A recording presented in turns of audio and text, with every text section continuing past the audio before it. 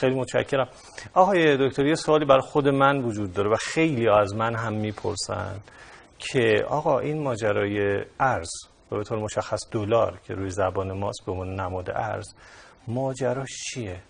یعنی چی؟ الان داره چه اتفاقی میفته که همینطوری این داره میره بالا و ما هم نمیتونیم مثلا پیش بینی بکنیم؟ یعنی امروز دیروز هر لحظه ممکنه این هی تکون بخوره.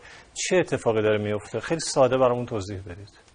بله، خیلی ساده این است که متاسفانه بانک‌های به اصطلاح خصوصی در کشور عملاً با مشکلات جدی مالی روبرو هستند و دولت و مجلس تصورشون بر این است که با افزایش قیمت ارز بتوانند منابع کافی برای جبران خطاهای بانکداری به اصطلاح خصوصی رو تأمین کنند.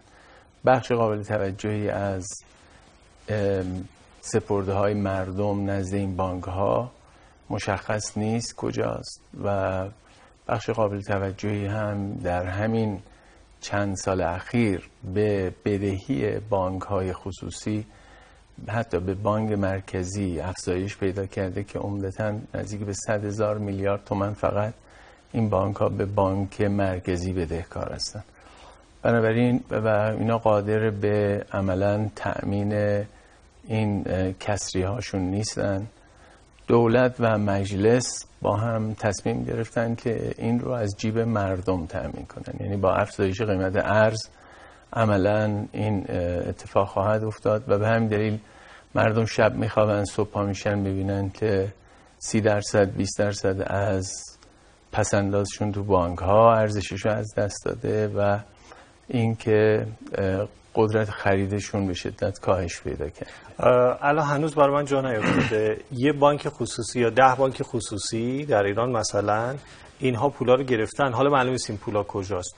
اگه ارز گرون بشه چطوری اون جبران میشه؟ تا همین اساعه هم دولت تا کنون 35,000 میلیارد تومان بابت سپرده های مردم نزد بانک ها به سپرده‌گذاران پرداخت کرده که تا مبلغ 200 میلیون تومان رو تأمین کرده.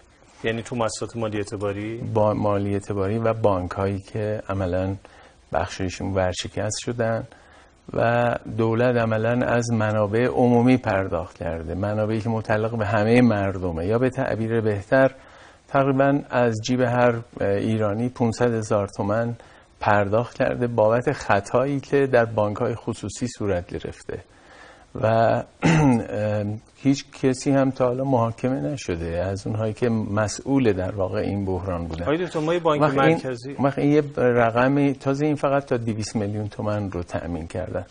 گفته می شود که کل سپرده های بانکی اونهایی که بالای 1 میلیارد تومان هستن 80% از سپرده ها رو تشکیل میدن.